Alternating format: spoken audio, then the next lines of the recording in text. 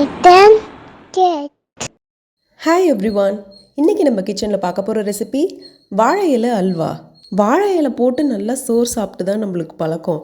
ஆனால் இந்த ரெசிபி ரொம்பவே டிஃப்ரெண்ட்டாக வாழை இலையை யூஸ் பண்ணி அல்வா எப்படி செய்கிறதுன்னு பார்க்கலாம். இது பண்ணுறதுக்கு நான் 2 வாழை இலை எடுத்திருக்கேன். கொஞ்சம் எலசாக இருக்கிற மாதிரி எடுத்துகிட்டு அந்த தண்டை கட் பண்ணிக்கோங்க. அப்புறம் இலையை இந்த மாதிரி நான் சிசர்ஸ் வச்சு இப்படி குட்டி குட்டியாக நறுக்கிக்கிட்டேன். இதை மிக்ஸி ஜாரில் ஆட் பண்ணிட்டு 1 டம்ளர் போல் தண்ணி ஊற்றி நான் நல்லா பேஸ்ட் பண்ணி எடுத்துக்கிட்டேன். இப்போது நம்ம அரைச்சி வச்சுருக்கோம் இல்லையா பேஸ்ட், அதை ஒரு வடிகட்டியில் வச்சு நல்லா வடிகட்டி எடுத்துக்கலாம். நம்மளுக்கு அந்த ஜூஸ் மட்டும்தான் வேணும். அதுக்கப்புறம் இது கூட 2 டேபிள் ஸ்பூன் அளவு கார்ன்ஃப்ளவர் மாவு இருக்குது இல்லையா, அதை ஆட் பண்ணிவிட்டு 1 கப் போல் தண்ணி ஊற்றிக்கலாம். தண்ணி ஊற்றி நல்லா கட்டி இல்லாமல் கரைச்சிக்கோங்க. இப்போது நான் ஸ்டவ் ஆன் பண்ணிட்டு ஒரு பேனில் கீ கொஞ்சம் ஆட் பண்ணி முந்திரி கொஞ்சம் நான் நல்லா வறுத்து எடுத்து வச்சுக்கிறேன். இது நம்ம லாஸ்ட்டாக அல்வா ரெடியாகி வந்த பிறகு மேலே போட்டு ஆட் பண்ணிக்கிறதுக்கு.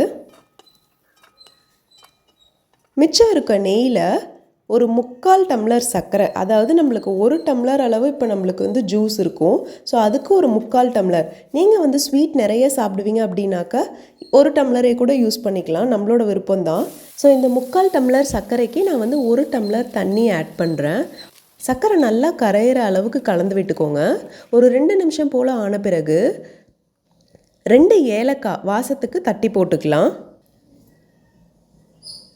இப்போது கொஞ்சம் நேரம் கழித்து நம்ம கலந்து வச்சுருக்கோம் இல்லையா அந்த வாழைக்காய் ஜூஸ், கார்ன், அதை எல்லாத்தையும் இதில் ஆட் பண்ணிக்கலாம். ஹல்வாவுக்கு தேவையான இன்க்ரீடியன்ட்ஸ் எல்லாமே ஆட் பண்ணியாச்சு. இது எனக்கு ஒரு 15 to 20 மினிட்ஸ் போல் ஆச்சு. கொஞ்சம் கை வலிக்க தான் செய்யும். நீங்கள் ஒரு மீடியம் ஃப்ளேமில் வச்சு நல்லா கிண்டிகிட்டே இருங்க. உங்களுக்கே நல்ல டிஃப்ரென்ஸ் தெரியும். ஒரு 5 மினிட்ஸ்க்கு அப்புறம் அந்த வாட்டரி கன்சிஸ்டன்சி போய் கொஞ்சம் அப்படியே கெட்டியாக ஆரம்பிக்கும். நல்லா கிண்டி விட்டுட்டே இருங்க.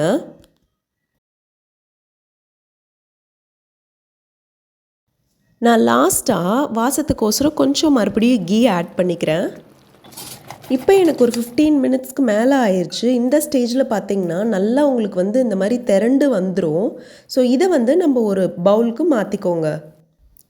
ஒரு பவுலுக்கு மாற்றின பிறகு நம்ம நெய்யில் வறுத்து எடுத்து வச்சுருக்கோம் இல்லையா முந்திரி, அது எல்லாத்தையுமே ஆட் பண்ணிக்கலாம். உங்களுக்கு டைம் ஆக ஆக இது நல்லாவே இன்னும் இறுகி கொடுக்கும். எனக்கு நான் இது பண்ணி ஒரு 30 மினிட்ஸ்க்கு அப்புறம் அந்த அல்வாவோட டெக்ஸ்சர் அண்ட் கன்சிஸ்டன்சி அப்படியே இருந்துச்சு. ட்ரை பண்ணி பார்த்துட்டு கமெண்ட்டில் எப்படி இருந்துச்சுன்னு மறக்காமல் சொல்லுங்கள். இந்த வீடியோ உங்களுக்கு பிடிச்சிருந்ததுன்னா லைக் பண்ணுங்கள், உங்கள் ஃப்ரெண்ட்ஸ் எல்லாத்துக்கும் ஷேர் பண்ணுங்கள். மறக்காமல் நம்ம சேனலை சப்ஸ்கிரைப் பண்ணிடுங்க. கூடவே இருக்க பெல் ஐக்கானை ப்ரெஸ் பண்ணிக்கோங்க. See you soon with the next recipe.